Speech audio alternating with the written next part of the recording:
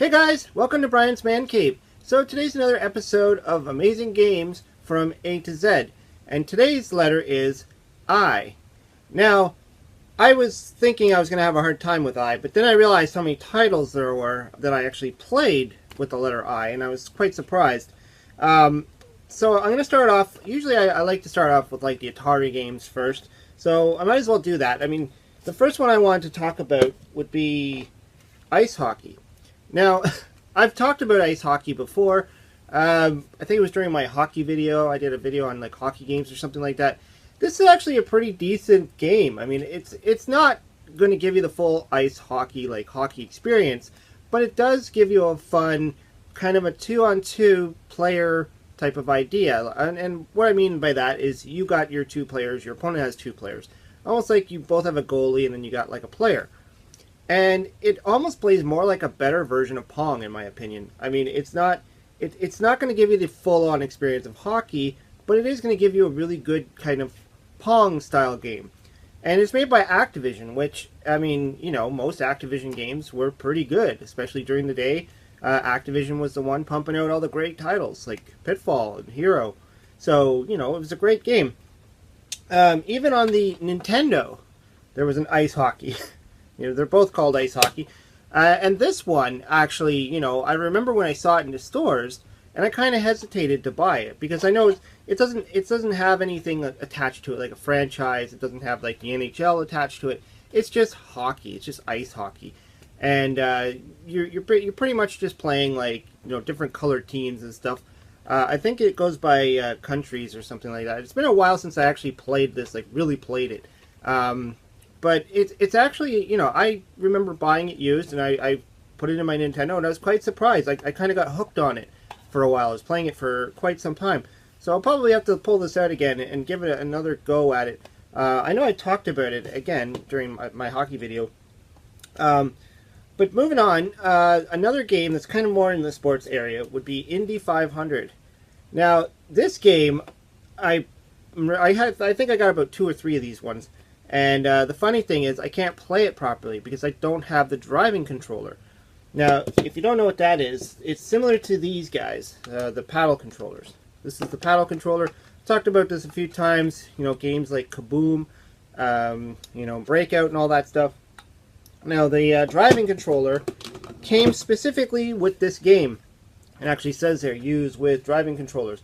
I tried to play it with the paddle controllers, but it just doesn't work.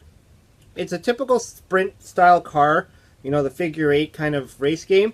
But with those controllers, you can't control the car properly, and with the joystick, you can't control the car properly. So you actually do need that driving controller, which was sold with this game. And from what I've read and researched and stuff, I think it's the only game that uses it. I don't know if they had any other games that were compatible with that driving controller.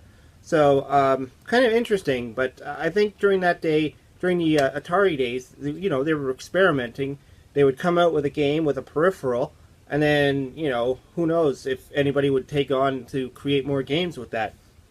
But it's kind of interesting, and, you know, one day I hope to get my hands on a driving controller so I can actually play this game properly, because it looks like it might be a lot of fun.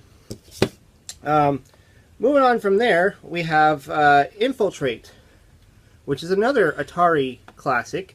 This was made by Apollo. I actually had to glue this label back on. I just got it the other day, and the label was off, so I had to glue it on. I think I might have glued it on upside down, but I don't think it matters. And it's missing the end label piece here. I think the Apollo games, from the ones I've seen, the labels seem to always fall off. I've seen that happening also with you know, the games like Frogger from Parker Brothers. I've seen a bunch of these where the labels were all kind of peeling off. So, it's, you know, you kind of always have to keep gluing them back on. But anyways, the game is actually pretty fun. I mean, you're going up and down elevators. You're going after these robots and stuff. It's actually pretty fun. I need to spend some more time on it. I just literally plugged it in and made sure it worked. But I've seen videos on it, and it seems like a lot of fun. It's something I need to really get into. And so I'm glad I was able to find a copy of this game, and I'm going to give it a shot on one of my other videos for sure. Moving on from Infiltrate, going on to a game which I obviously think is a lot better, and that's Impossible Mission. Now, This is the Atari 7800 version of Impossible Mission. I've played mostly on the Commodore 64 version when I was a kid. I grew up with that game. I've talked about it before on my channel. I've done videos on it. It's one of my favorite games. It's one of the games that I've always played as a kid. I mean, I played it so many times that now every time I play it, I pretty much always complete it.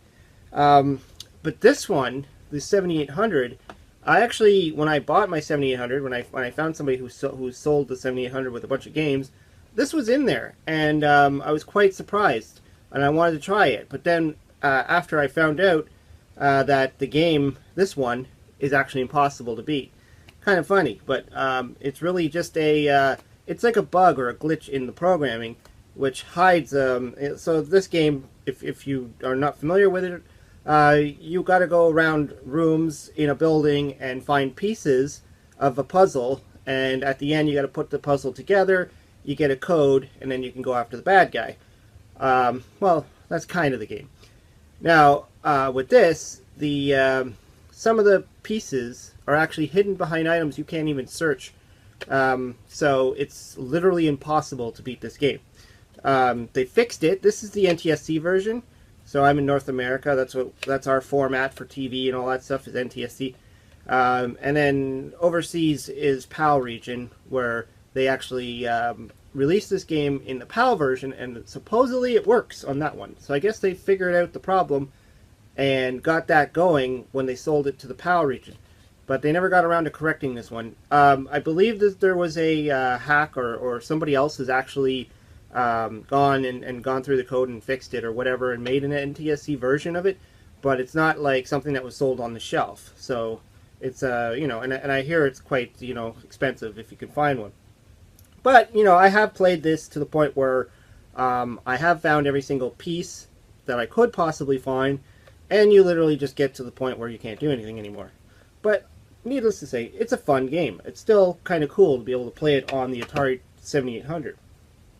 I also have it on the Wii, which is another time. I have to really get into showing this one off. I've talked about this one before. I was really surprised to see when this happened. I had to order this special from, I don't know where the heck did I order this from? I just remember I had to order it. Codemasters. It wasn't something that I found on the shelf. But they basically got the rights to rebuild the game, and they rebuilt it with all new graphics. In fact, they actually give you an option if you want to use the brand new graphics or if you want to revert back to kind of more the traditional, the 8-bit graphics or the Commodore 64 style graphics. And they also added in a couple of new characters. So it's actually a pretty decent game. My only problem with it, though, is when I was playing this, I was using the actual Wiimote, which is terrible. I mean, that controller is just terrible. I have to admit, it was cool when you're playing bowling, Wii Sports, and all that. But when you try and use that controller to do games like this, it's terrible. You need like a gamepad or something, and I don't have any other controllers for my Wii, so not much I can do about that. There was an Impossible Mission 2 as well, which I originally played on the Commodore 64. I didn't own it, my friend had it, and I remember playing it at his house all the time. We got to the point where we finally beat the game, but it's not an easy game. I mean, there's a lot more to it. I actually ended up picking it up on Nintendo, which was pretty cool. I remember seeing it.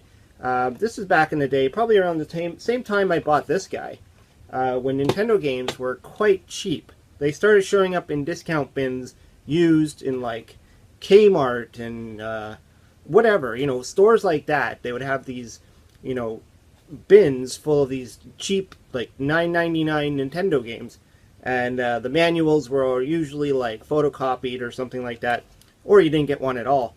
So I was quite surprised to see this game, and I didn't even know it existed on the Nintendo. And I bought it, obviously, and I had to play it because I haven't played it since the Commodore days, so I was really excited to be able to play this game again. But on the Nintendo, it's a little bit different, and I mean, it's slightly different. And it did take me a while to actually complete it. It's very similar to the first game. Instead of actually puzzle pieces, you're collecting samples of music, and then you have to string them together to make songs, and then that unlocks the doors to move on to the next section. It's kind of a similar concept. You're also in a building. You're also going up and down elevators. going into rooms, searching. There's robots. It's a lot more harder though. I mean, this game is a lot harder than the original one. So, and it comes in a cool, like, I've never seen a case like this, like a cartridge like this one. This is made by American Video Entertainment. For some reason, they got a press here button. It's like a little dot there. It says press here. I think they wanted you to make sure you put your thumb there. I don't know. I don't understand it because isn't that what this thing's for? Or the little indent? I don't know. Whatever. It's kind of an odd cartridge. Even came with a cardboard sleeve like this instead of your typical plastic sleeve to put it in. Really neat though. I mean, that was different. Other than that, I mean, there wasn't a whole lot of other options for me to throw in there for I mean, I was trying to think of other Atari games. Like, I did play one, I did an odd games called I Want My Mommy. And that's something that, I don't own the cartridge, but it would be kind of fun to pick that one up. Go check that video out if you haven't. It's, the game's weird. It's pretty much like a kid's game. Kid's just trying to find his mom. It's really weird. But the other one I wanted to bring up, and it's another game that I don't have, but I want to look into it because people have been suggesting it to me, is Ikari Warriors. Now, I know it exists on the Atari 2600, and it exists on the Nintendo. And that was the one that people were recommending, as I played the Nintendo version. I believe there's even a part 2 and a 3, I think. And the game, like, I've looked into a little bit of it. It seems to play a little bit like Commando, which is a game I've talked about before. And so I think I'm going to actually try and look into maybe doing a first time playing video on it or something, or maybe try and get my hands on the Atari 2600 version even. The problem is it's kind of rare. I mean, it came out near the end of the Atari life cycle, I believe, during the time of the Atari Junior, when they re-released the Atari and then they started releasing all new games.